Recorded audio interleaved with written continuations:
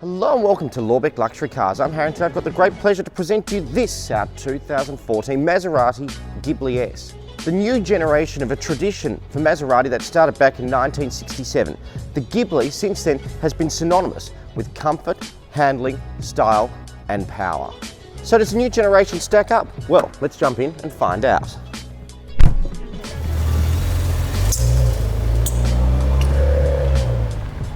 Usually when we do the Friday drive, we drive a car I actually have driven before.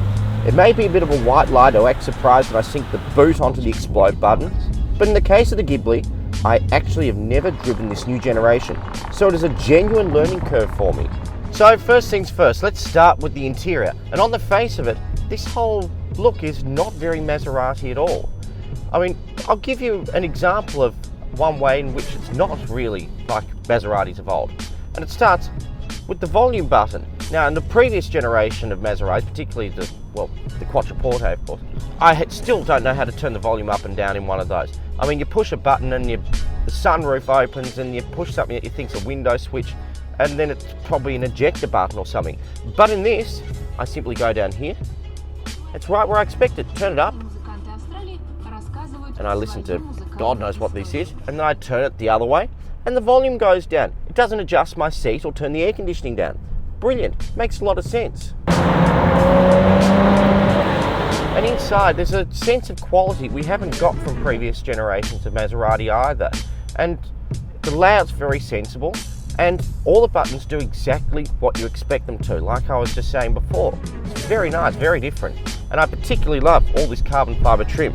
This is very, very nice indeed. Really, to put it all into context, it's very un-Maserati. But you might be concerned that it may lose its Maseratiness by not having a howling, naturally aspirated V8. In this particular example, we have a 301 kilowatt twin-turbo V6, but don't be so quick to judge. I must say, it doesn't sound very Maserati at all. It sounds very different to the old one, as a matter of fact. But that's not to say it's a bad noise. Just have a listen to this.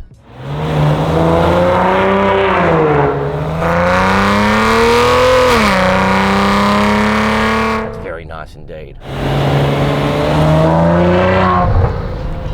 So why would you buy a boring German or Japanese car when you can buy this car, which has all the practicality and sensibility and quality of a German or Japanese car, but has the soul and the beating heart of a proper thoroughbred Italian stallion? And it's not like I'm short on equipment either. This thing's got the absolute lot. I've got heated and multi-adjustable lumbar support electric seats, Bluetooth streaming sat-nav, climate control, sunroof, push button start, comfort access, electric rear blind. This thing has the absolute lot.